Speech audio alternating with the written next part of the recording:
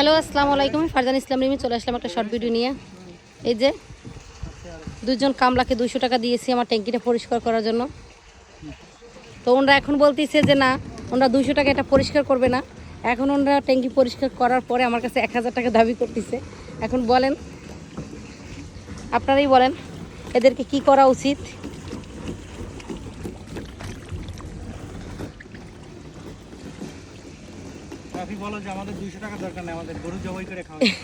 কি আবার শুনছেন কামলারা কি বলতেছে, এদের নাকি টাকার দরকার নেই, এদের নাকি আবার গরু জবাই দিয়ে খাওয়াতে হবে। শুনছেন?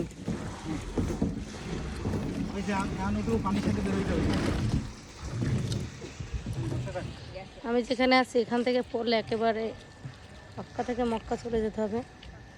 এই যে দেখেন বাউরে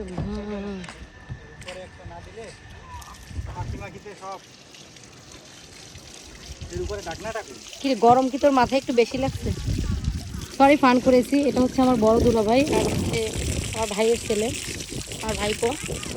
ওরা ট্যাঙ্কিতে অনেক ময়লা হয়েছিল, তাই ওটা পরিষ্কার করার জন্য চলে আসছে। বললো যে ভাইয়ে বললো ভাইয়া এমনিতে একটু পরিষ্কার, উনি চলে আসছে এটা পরিষ্কার করার